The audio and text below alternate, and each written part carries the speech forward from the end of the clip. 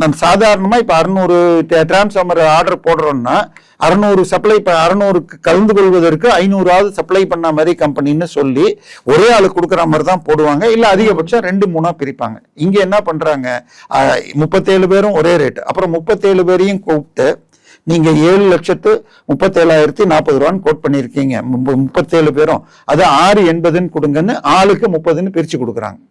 ஆனால் இது கொடுக்கப்பட்ட அதே மாதத்தில் ராஜஸ்தான்ல அதே ஸ்பெசிபிகேஷன் உள்ளத 380 வாங்கியிருக்காங்க.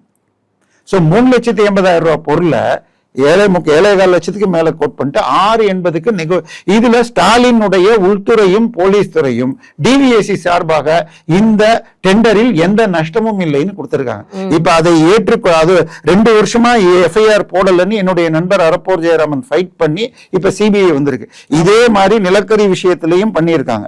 இதே மாதிரி சென்ற ஆட்சியின் போது அதானி இந்த கப்பல்ல இந்தோனேஷியால கறி ஏத்துறாங்க.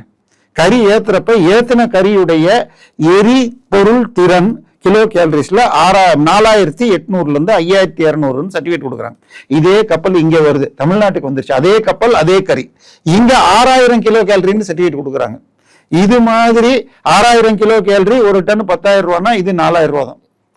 இப்படி கொடுத்ததுல 3,000 கோடி கிட்டத்தட்ட அதானி நிறுவனம் ஊழல் செஞ்சிருக்குன்னு அரப்போர் ஜெயராமன் வழக்கு பெண்டிங் இருக்கு.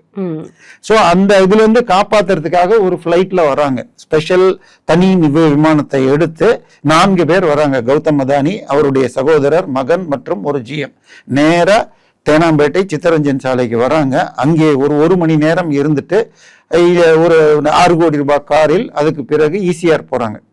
போயிட்டு 4 மணி நேரத்துல திரும்பி போயிட்டாங்க. ஆனால் முதலமைச்சர் என்ன சொல்லிட்டார், நான் அவர் அதானியை சந்திக்கலன்னு. அப்ப சூப்பர் முதலமைச்சரை சந்திச்சிருக்காங்க. சோ இந்த வழக்குல இருந்து தப்பிக்கிறதுக்கா இல்ல பரந்தூர் ஏர்பாட் கான்ட்ராக்டுக்கா இல்லாட்டி இதுக்கான்னு தெரியாது. சோ இது போல பல வழக்குகள் இருக்கு.